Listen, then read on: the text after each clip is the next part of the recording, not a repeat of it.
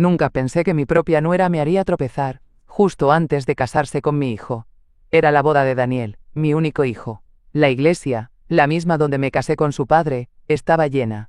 Caminaba por el pasillo con mi bastón, lento pero firme, sintiendo que por fin algo bonito estaba por suceder. Llevaba mi vestido azul marino, recién planchado, y los zapatos que solo usaba en ocasiones especiales. Me dolían un poco los pies, pero no me importaba. El día lo valía. Hasta que dejé de caminar. Jessica, su prometida, se movió sutilmente cuando pasé junto a ella. No sé si fue un accidente, como diría después, pero su tacón chocó contra mi tobillo y me hizo perder el equilibrio. Caí de lleno al suelo, con el bastón volando hacia un lado y el vestido rasgado. Un murmullo se alzó entre los invitados. Algunos rieron, creyendo que era una caída graciosa de la abuela torpe. Pero lo que nadie vio fue lo que Jessica hizo en ese instante. Se inclinó, como si quisiera ayudarme, y me susurró al oído. Te dije que hubiera sido mejor que no vinieras. Su voz sonaba dulce. Pero yo ya conocía ese tono. No era ternura. Era burla. Era poder. Y lo peor. Daniel no se movió. Se quedó ahí parado en el altar, sin siquiera extender una mano. Con ayuda de dos desconocidos me levanté. Sonreí. Fingí que todo estaba bien. Como siempre. Pero mientras el órgano volvía a sonar, algo dentro de mí cambió. Me había tragado muchos desplantes por el bien de mi hijo. Había aceptado ser invisible, ser la suegra discreta. Pero esa humillación, esa no la iba a dejar pasar. Ese fue el momento exacto en que decidí. Si Jessica pensaba que iba a ser una madre fácil de callar, no me conocía en absoluto. Cuando Daniel me presentó a Jessica por primera vez, supe de inmediato que algo no encajaba. No fue por su ropa, aunque llevaba unos tacones más apropiados para una alfombra roja que para nuestra cena familiar, ni por su sonrisa de catálogo. Fue la forma en que me miró, no con curiosidad ni simpatía, sino como si ya supiera quién era yo, y qué podía sacarme. Daniel, por supuesto, estaba embobado. Nunca había visto a mi hijo tan rendido ante alguien. Me hablaba de ella como si fuera la reencarnación de la Virgen María. Es brillante, mamá. Tiene ideas increíbles para su negocio. Y me hace sentir invencible, me decía, con esa ilusión torpe que solo los hombres enamorados pueden justificar. Yo asentía. Sonreía. Pero no soltaba prenda. Porque detrás de cada frase amable de Jessica, había una pregunta disimulada. ¿Y ustedes tienen casa propia, o aún la están pagando? ¿Y el terreno que le dejó su esposo lo siguen usando? Debe haber sido un alivio heredar sin tantas complicaciones, ¿no? Preguntas que no eran simples charlas. Eran tanteos. Medidas. Como quien calcula el valor de un diamante antes de ofrecer un anillo. Jessica lo tenía todo bien estudiado. Repetía mis frases como si las estuviera memorizando.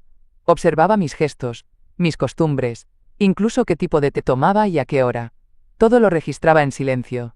Como si se estuviera preparando para un papel importante. No para ser parte de la familia, sino para tomar el control de ella. Fue en la tercera visita, cuando la oí sin querer desde el pasillo. Estaban en la cocina, creyendo que yo dormía. Ella, con voz dulce, le preguntó: ¿Y tú sabes cuánto te toca de la herencia de tu papá? Mi sangre se congeló. Ahí supe que no estaba allí por amor. Y que si quería salvar a mi hijo, tendría que hacerlo sin que él lo notara. Al principio fueron cosas pequeñas. Detalles que una madre, si quiere, puede ignorar. Una llamada no respondida, una cena cancelada a último minuto. Pero con Jessica, los gestos tenían peso. No eran descuidos, eran decisiones. La primera señal clara fue cuando organizaron una cena para anunciar su compromiso. Daniel me habló emocionado al día siguiente, contándome lo bien que le habían pasado, lo elegante que había sido el restaurante.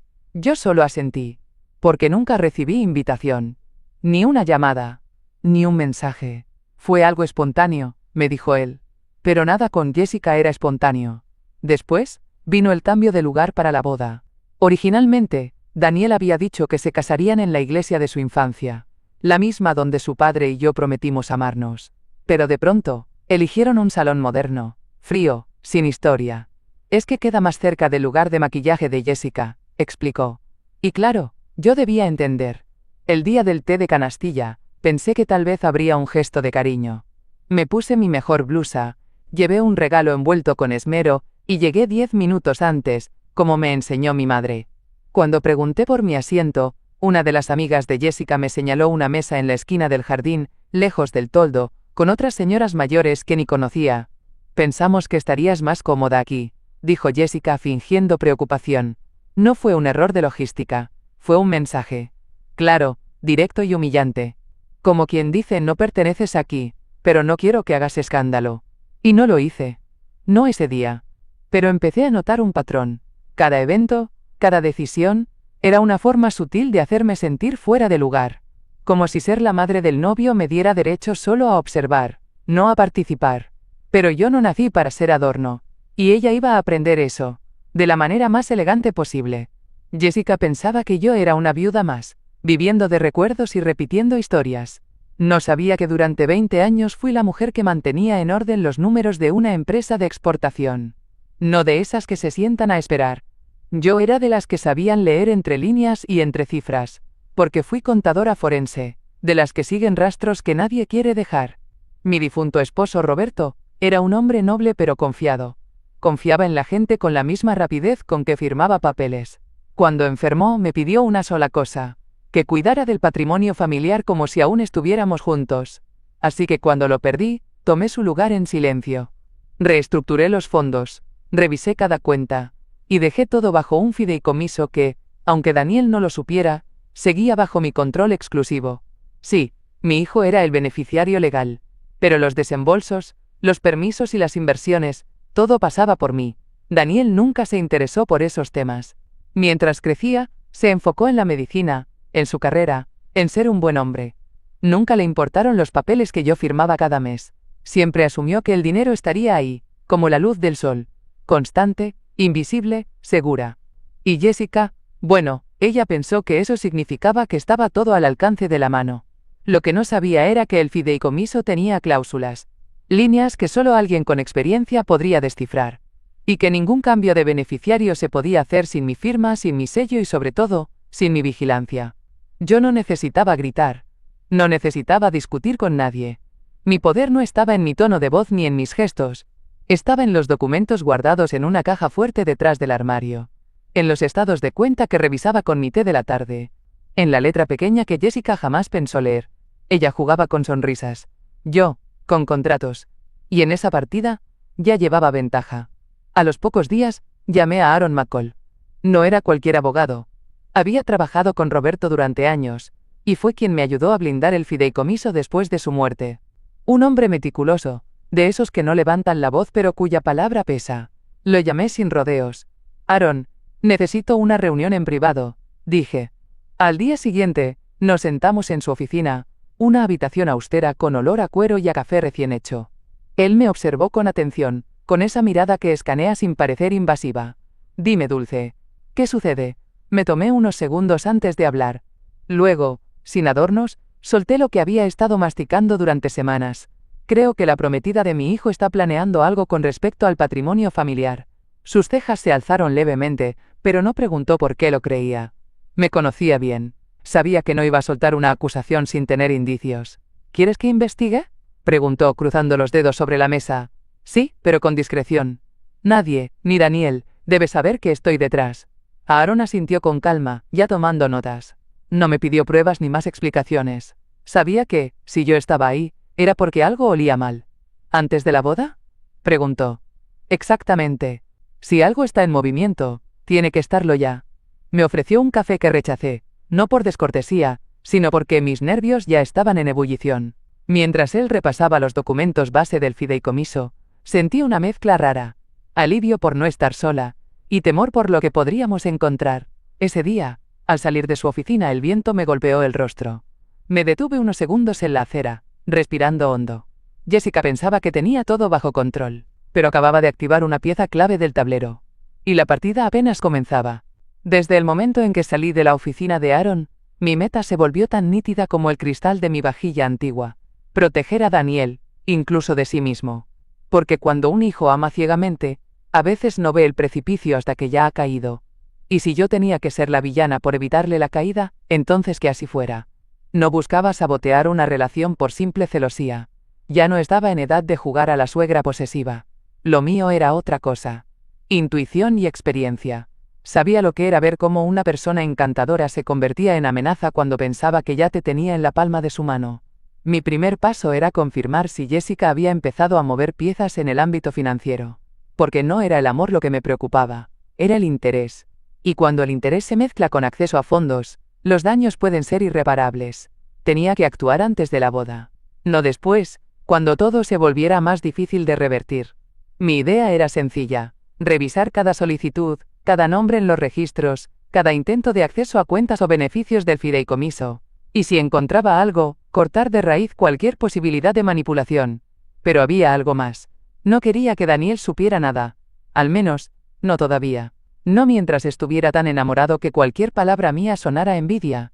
Tenía que ser silenciosa, metódica, y sobre todo, estratégica. Como cuando jugábamos ajedrez en las tardes lluviosas, y Roberto me enseñaba que no siempre gana el que ataca primero, sino el que prevé los movimientos del otro. Así que mientras ellos organizaban la boda y discutían sobre centros de mesa, yo tejía mi propia red. No con flores ni cintas, sino con firmas, registros y fechas. Porque mientras todos esperaban una madre sentimental, lo que encontraron fue una guardiana discreta. Y no me iba a temblar la mano. 2 semanas después, Aaron me llamó. Su tono era contenido, pero su mensaje no dejaba espacio para dudas. Dulce, apareció algo. Tu nuera presentó una solicitud de arrendamiento para un condominio de lujo en Denver. $9,000 mensuales. Me quedé en silencio. No por sorpresa, sino por la audacia. Daniel trabajaba en St. Louis, en un hospital donde llevaba años construyendo su reputación. No había ningún motivo lógico para mudarse a otra ciudad, a menos que el motivo fuera personal y estuviera bien escondido. ¿A nombre de los dos?, pregunté, ya sabiendo la respuesta. No, solo Jessica, pero lo más interesante es lo que escribió bajo: ingresos mensuales esperados, $32,000 por concepto de distribuciones familiares. Hizo una pausa. Del fideicomiso. Mi corazón no se aceleró. Ya había entrenado a mi cuerpo para no reaccionar con emociones. En su lugar, tomé un lápiz y anoté cada cifra en una hoja, como si estuviera haciendo la lista del supermercado. 32,000, sin un solo permiso firmado por mí. Jessica no solo planeaba instalarse en otra ciudad sin mi hijo. Ya estaba usando el apellido familiar como moneda de cambio para abrir puertas. ¿Y esa solicitud fue aprobada?, pregunté. Aún está en revisión. Pero eso no importa. El simple hecho de haberla presentado ya indica intención. Intención. Esa palabra me pesó más que cualquier insulto. Ahí estaba mi primera confirmación. No eran suposiciones, ni celos, ni exageraciones. Era un movimiento documentado, firmado, entregado. Y no era el último, lo sabía. Las personas como Jessica no ponen todas sus cartas en la mesa desde el principio. Esta era solo la primera jugada visible. La prueba de que lo que yo sentía no era paranoia. Era una advertencia. Y yo pensaba responderle, con precisión quirúrgica. Esa misma noche, me senté frente al viejo archivador, donde guardaba los documentos del fideicomiso.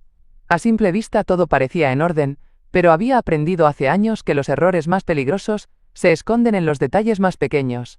Busqué los correos electrónicos del banco, uno en particular que había autorizado una actualización provisional de los beneficiarios. Lo encontré. O al menos, lo que parecía uno legítimo. El remitente usaba mi nombre completo y una dirección casi idéntica a la mía. Pero al inspeccionar el encabezado del mensaje, vi la diferencia. Una sola letra cambiada. Un truco viejo pero efectivo.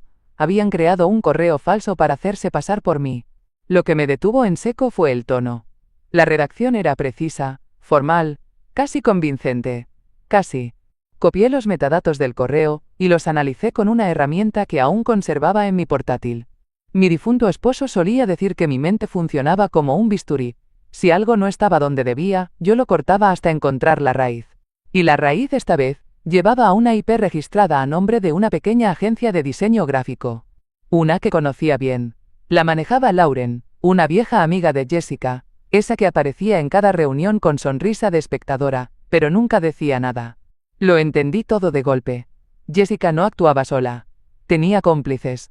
Y más preocupante aún, no le preocupaba dejar rastros. Estaba tan segura de su control sobre Daniel, y de mi supuesto papel pasivo, que ni siquiera se molestaba en cubrir bien sus huellas. Imprimí el correo, anoté la IP, la fecha, la hora, y lo guardé todo en una carpeta roja. No para entregarlo todavía, sino para el momento perfecto. Porque si ella iba a jugar sucio, yo jugaría con precisión legal. Y con memoria afilada. La llamada llegó temprano. Un martes. Reconocí la voz de Daniel al instante, pero algo en su tono me hizo sentarme derecha. ¿Cancelaste al florista? ¿Y también le dijiste a la organizadora que no querías sentarte cerca de nosotros en la boda? No respondí de inmediato. Me tomó un par de segundos entender que eso no venía de él. Era el eco de otra voz, una que ya conocía bien. Jessica. Daniel. No hice nada de eso. Jessica dice que fuiste grosera con la organizadora. Que pusiste condiciones imposibles. Sentí como algo dentro de mí se tensaba. No era la acusación en sí lo que dolía. Era ver cómo mi hijo, ese mismo que una vez corrió hacia mí con las rodillas raspadas y el corazón abierto, ahora dudaba de mí por una mujer que conocía desde hacía apenas meses. ¿Sabes qué, Daniel? Le dije con la voz firme, sin elevarla. No voy a ir a tu cena de ensayo. ¿Qué? Mamá, no puedes hacer eso. No voy a ir, repetí. No hasta que sepas toda la verdad. Hubo un silencio al otro lado de la línea. Uno espeso. Como si el aire se hubiera llenado de algo no dicho. No sé qué te pasa últimamente, mamá. Estás distante. Casi me reí. ¿Distante? Llevo meses siendo empujada fuera de cada decisión, de cada celebración. Y ahora que me alejo por voluntad propia, resulta que es distancia. Te amo, hijo. Pero no voy a ser parte de una ceremonia donde la mentira es el vestido más visible. Colgué sin esperar respuesta. Sabía que Jessica estaba detrás de todo, que estaba probando hasta dónde podía aislarme. Quería pintar una imagen de mí como la madre difícil, la que saboteaba, la que complicaba. Y si Daniel aún no lo veía, ya lo vería. Porque la verdad, igual que la justicia, no siempre llega gritando. A veces entra por la puerta principal, con pruebas en mano. Aarón me llamó al mediodía del jueves. Su tono, esta vez, era distinto. No había duda, ni cautela. Solo hechos. Encontramos más dulce. Y no es poca cosa. Me senté a la mesa con mi libreta en mano, como lo hacía cuando revisaba presupuestos en los años duros de la empresa. Tenía la sensación de que lo que venía no iba a gustarme, pero era necesario. Jessica utilizó una segunda identidad. Un nombre falso, pero con la dirección real del condominio de Denver. Ahí presentó otras 4 solicitudes de arriendo para propiedades similares, todas con la misma fuente de ingresos declarada. 3 millones en herencia familiar inminente. Me quedé en silencio, apretando el lápiz hasta dejarle marca a la hoja. ¿Eso está vinculado al fideicomiso? Indirectamente. No lo nombra, pero lo describe con suficiente precisión como para que cualquier banco lo relacione. Está usando el patrimonio familiar como garantía para futuros contratos, como si ya tuviera el dinero en la mano. Sentí un frío recorrerme la espalda, porque eso ya no era solo oportunismo. Era fraude. Un juego sucio, descarado, con documentos en regla y sellos falsificados. Y lo peor, con la imagen de mi hijo como tapadera. Y Daniel no aparece en ninguno de los contratos, ni como firmante, ni como referencia. Todo apunta a que él no sabe nada. Me llevé la mano al pecho, no por dramatismo, sino por ese dolor sordo que aparece cuando una madre sabe que su hijo está siendo utilizado. Lo supe en lo profundo de mis huesos. Quiero congelar todo, dije al fin. Cualquier disburso, cualquier autorización. Hasta que esto se aclare. Aaron no dudó. Comenzó los trámites de inmediato. Yo colgué y miré por la ventana, donde el sol empezaba a ocultarse tras los árboles del jardín. Jessica estaba construyendo un castillo sobre promesas falsas. Y lo estaba haciendo con mis ladrillos. Pero ya venía la tormenta. Y yo sería quien la soltara. 3 días antes de la boda, recibí un sobre Manila sin remitente. Lo encontré al regresar del mercado, sobre el felpudo de mi puerta. No tenía sello postal. Alguien lo había dejado a mano. Lo abrí con cautela, esperando cualquier cosa. Menos lo que encontré dentro. Eran fotografías.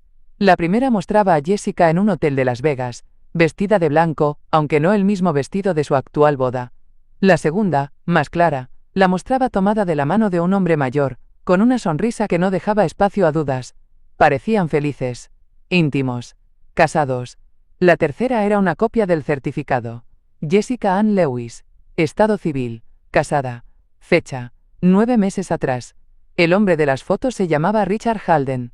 Y lo que me heló, no fue solo ver esa evidencia, sino comprobar que su nombre también aparecía en uno de los contratos de arrendamiento que Aaron había encontrado. Era su firma, al pie de uno de los documentos. Jessica no solo mentía, vivía una doble vida. Estaba legalmente casada con otro hombre, mientras planeaba caminar hacia el altar con mi hijo. No era solo ambición. Era una farsa construida con precisión milimétrica. Me senté en la cocina con las fotos extendidas frente a mí, Las manos me temblaban, pero no de miedo. Era otra cosa. Una mezcla de rabia, decepción y claridad. Ya no se trataba solo de proteger el dinero de la familia.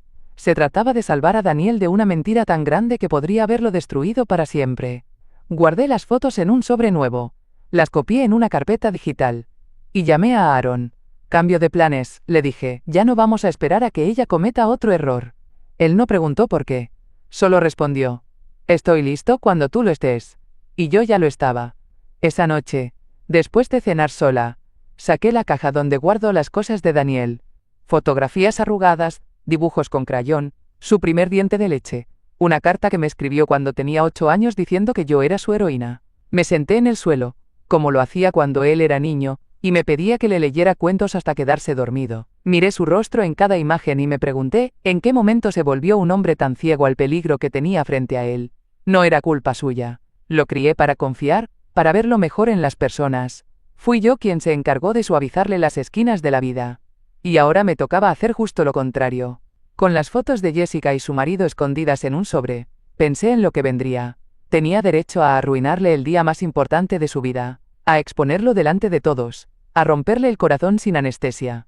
Me limpié las lágrimas con la manga del suéter. Eran las primeras que derramaba en mucho tiempo, no por debilidad sino por duelo, porque una parte de mí todavía quería creer que todo esto no era real, que Jessica simplemente estaba confundida, mal guiada, equivocada, pero no. Lo que había hecho era deliberado, frío, peligroso.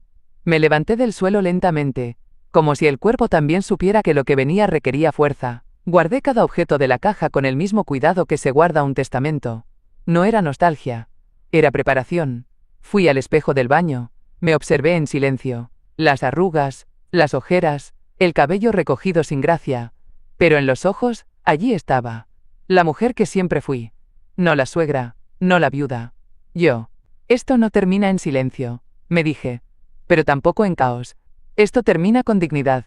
Y con justicia. A la mañana siguiente, tomé mi café sin prisa. No sentía ansiedad ni culpa, solo esa calma tensa que precede a las decisiones que no tienen vuelta atrás. Mientras el sol apenas asomaba por la ventana, marqué el número del pastor que oficiaría la ceremonia. Buenos días, reverendo.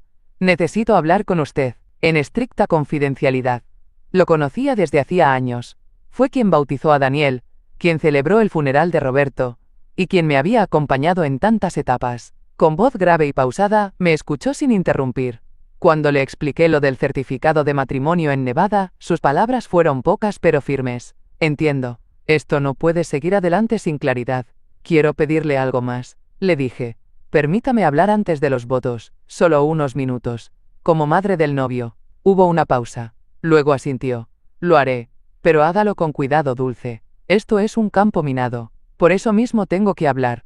Colgué y marqué a Aaron. Le pedí que preparara la documentación legal, las solicitudes de arriendo, los contratos falsificados, la evidencia de la identidad duplicada, y sobre todo, el acta de matrimonio con Richard Halden. ¿Quieres que estemos presentes en la ceremonia?, preguntó él. No como invitados, como testigos. ¿Y Daniel? No sabrá nada hasta que yo hable. No me tembló la voz al decirlo. Porque ya no se trataba de tacto ni apariencias. Se trataba de parar una mentira antes de que quedara sellada con un beso. Llamé a la modista. Pedí que arreglara el vestido que se había rasgado cuando caí en el ensayo. Ese vestido iría conmigo al altar. Pero esta vez, no como la madre decorativa a quien colocan lejos de la acción. Esta vez yo sería el centro de todo. Porque si Jessica pensó que mi dignidad podía ser arrinconada con desplantes y engaños, se equivocó de época, y de mujer. Ahora, cada pieza estaba en su lugar. La función estaba a punto de comenzar. El día de la boda amaneció con un cielo limpio, de esos que parecen diseñados para fotografías perfectas, pero lo que estaba por suceder no iba a encajar en ningún álbum familiar. Me vestí con calma, con el mismo vestido que Jessica ayudó a desgarrar semanas antes. Mi modista lo había reparado con puntadas casi invisibles, pero yo las sentía como cicatrices. No las cubrí. Las dejé visibles. Eran parte de mi historia. Llegué sola a la iglesia. Nadie me esperaba. Nadie me buscaba. Fui colocada discretamente en la tercera fila, como si mi rol fuera simplemente mirar desde lejos. Lo agradecí. Me permitió observar sin ser vista. Jessica brillaba. Su vestido era ostentoso, su maquillaje impecable, y su sonrisa, tan ensayada como un libreto. Saludaba a los invitados con la gracia de una actriz principal, como si ya se hubiera asegurado de que todos los focos estaban sobre ella. Daniel, en cambio, se veía tenso. Sus ojos me buscaron apenas por un segundo, como queriendo leer en mi rostro alguna señal, alguna advertencia. Pero yo solo le devolví una mirada tranquila. No era momento de hablarle con palabras. El reverendo dio la bienvenida. Los invitados se acomodaron, y justo cuando Jessica dio un paso hacia el altar, el pastor levantó una mano y dijo: «Antes de comenzar, la madre del novio desea dirigir unas palabras». El murmullo fue instantáneo. Jessica se volteó lentamente, confundida. Daniel frunció el ceño. Yo me levanté. Caminé despacio pero sin dudar. Cada paso resonaba en ese pasillo como un tambor de guerra. «Gracias, reverendo», dije al llegar. «Prometo no demorarme». Jessica intentó sonreír pero la palidez la traicionó. Sabía que ese momento no estaba en el guión. «Antes de que estas promesas se intercambien», continué, «hay algo que esta familia merece saber». Y entonces, desde la puerta lateral, Aaron entró, con la carpeta roja en la mano, porque las bodas celebran el amor, pero también revelan verdades. Y esta iba a ser inolvidable. El silencio en la iglesia era tan denso, que se podía escuchar el crujir del papel cuando Aaron abrió la carpeta. No hubo gritos. No hubo dramatismo. Solo hechos, expuestos con la calma de quien sabe que no necesita levantar la voz para tener peso. «Buenas tardes», comenzó Aaron, mirando a la congregación con respeto, pero sin titubeos. «Soy el abogado de la familia Bell, y he sido autorizado por la señora Dulce para exponer información relevante antes de que se celebre este matrimonio». Jessica intentó interrumpir, pero el reverendo levantó una mano, firme. Le habían dado la palabra a la verdad, y ésta no se iba a callar. Aaron sacó uno por uno los documentos. Primero las solicitudes de arriendo de lujo a nombre de Jessica. Todas con ingresos falsos vinculados al patrimonio familiar. Aquí pueden ver cómo la señorita proyectaba ingresos por $32,000 mensuales. Ingresos que no han sido autorizados ni por la señora Dulce ni por el fideicomiso. Luego vinieron las copias de los correos falsificados, el rastro digital hasta la agencia de diseño de su amiga Lauren, y los intentos de manipular legalmente la posición de beneficiaria dentro del fideicomiso. Jessica apretaba los puños. Su sonrisa había desaparecido por completo. Y entonces, la estocada final. Aaron sostuvo en alto una hoja sellada, con firmas notariales y timbres estatales. Este es un certificado de matrimonio legal, registrado en el estado de Nevada hace 9 meses. La señora Jessica Ann Lewis figura como casada con un ciudadano llamado Richard Halden. Un murmullo recorrió las bancas. Las caras de los invitados se deformaron entre incredulidad y escándalo. El vestido blanco de Jessica, impecable hasta hace minutos, ahora parecía disfraz. Dicho de forma clara, concluyó Aaron, esta ceremonia, de celebrarse hoy, constituiría un acto de bigamia, y por tanto, es ilegal. Daniel no dijo nada. Solo miró a Jessica. Como si la viera por primera vez. El aire en la iglesia se volvió pesado. No por el calor, sino por la tensión que se apoderó de cada rincón. Nadie se movía. Ni siquiera los niños murmuraban. Era como si todos esperaran el siguiente movimiento en un tablero que acababa de volcarse. Jessica dio un paso hacia Daniel, estirando la mano como quien busca una cuerda en medio del naufragio. «No es lo que parece», susurró, con una voz que intentaba sonar frágil. Daniel no la tocó. No retrocedió, pero su mirada fue suficiente. Ya no era el hombre embelesado. Era un hijo, un médico, un hombre traicionado. «¿Estás casada con otro?», preguntó, sin gritar, sin temblar. Jessica tragó saliva, sus labios ya sin color. «Fue un error. Las cosas no funcionaron. No te lo dije porque no quería arruinar lo nuestro». «¿Lo nuestro?», repitió Daniel, con una amargura que yo nunca le había escuchado. En ese momento, el padre de Jessica se puso de pie desde una de las primeras filas. Su rostro estaba rojo, su mandíbula apretada. «¿Esto es cierto, Jessica?». Ella no respondió. Y fue suficiente. Daniel se giró hacia el reverendo, con los ojos fijos en el altar, como si todo lo que había preparado durante meses ahora le pareciera ajeno. «No habrá ceremonia», dijo con firmeza. Y luego, en voz más baja pero que todos escuchamos, «no habrá boda». Jessica quiso hablar, defenderse, explicar, pero las palabras se le trababan en la garganta, como si ni siquiera ella pudiera creerse sus propios cuentos. Finalmente, bajó la mirada y se marchó sola, entre susurros, con los tacones resonando en el mármol como un eco de derrota. Yo no sonreí. No era momento de celebrar. Era momento de sostener a mi hijo con el silencio digno de quien ha visto demasiado. Porque en ese instante, sin tocarlo, lo abracé más fuerte que nunca. Una vez que Jessica salió de la iglesia, el murmullo se convirtió en un rumor imparable. Nadie sabía hacia dónde mirar. Algunos invitados se levantaron lentamente, otros se quedaron clavados en sus asientos como si esperaran una explicación. Pero no la habría. Todo lo que necesitaban saber, ya había sido dicho. El padre de Jessica fue el primero en reaccionar. Se acercó a Daniel, le ofreció una disculpa torpe y anunció con frialdad que retirarían cualquier apoyo económico prometido para la boda. Se fue cabizbajo, avergonzado. Imagino que en su mente, todavía no alcanzaba a comprender del todo el papel que su hija había jugado. El resto de la familia de Jessica lo siguió, en silencio, evitando mi mirada. Sus gestos ya no tenían el aire arrogante con el que llegaron. Ahora eran los pasos apurados de quienes han sido desenmascarados por asociación. Afuera la noticia se propagó como fuego seco. Algunos invitados comenzaron a revisar sus teléfonos. No pasó mucho tiempo antes de que las fotos de Jessica en Las Vegas circularan en redes sociales. Las mismas que ella había bloqueado con tanto esmero, ahora estaban abiertas de par en par por alguien que, evidentemente, ya no le debía lealtades. En menos de 72 horas, Jessica fue nombrada en 3 demandas diferentes, una por falsificación de identidad, otra por fraude inmobiliario, y la última por evasión de cláusulas legales en contratos matrimoniales. Richard Halden, el hombre con quien se había casado en Nevada, fue detenido en Colorado por cargos previos de fraude financiero. No tuve que mover un solo dedo. Las consecuencias llegaron solas. Daniel no dijo una palabra más esa tarde. Solo se acercó a mí cuando todo terminó.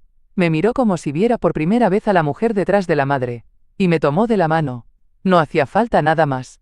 Habíamos sobrevivido a una ceremonia sin votos, pero con revelaciones. Y eso valía más que cualquier anillo. Los días que siguieron fueron extraños. El silencio en la casa tenía un peso distinto. Como si cada habitación esperara una explicación. Daniel volvió conmigo, no como un niño que regresa con vergüenza, sino como un hombre golpeado por una verdad que no supo ver venir. No me pidió disculpas. Tampoco se justificó, solo llegó con una maleta, un rostro cansado y los ojos bajos. ¿Puedo quedarme unos días?, preguntó. Yo asentí. Le preparé su cuarto como siempre, pero esta vez, sin notas ni consejos.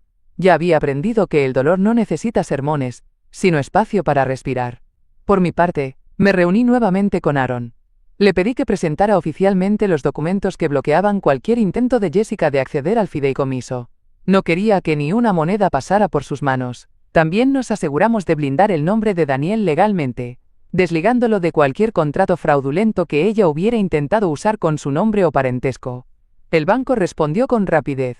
Jessica fue reportada como intento de fraude financiero, y su perfil quedó congelado en las bases de datos del Sistema Bancario Nacional. Ya no podría presentar solicitudes, ni abrir cuentas, ni usar su nombre para conseguir acceso a propiedades de lujo. Su castillo de cristal había caído, sin necesidad de romper vidrios. Daniel, por su parte, inició terapia. Por decisión propia, no por sugerencia mía. Dijo que necesitaba entender por qué no vio las señales, por qué confundió manipulación con amor. No quiero que esto me cambie, mamá, me confesó una noche. Pero sí quiero que me despierte. Lo miré con orgullo silencioso. No porque hubiera evitado la caída, sino porque, aún herido, estaba eligiendo levantarse con la cabeza en alto. Yo solo me encargué de limpiar el camino. Lo demás, era suyo.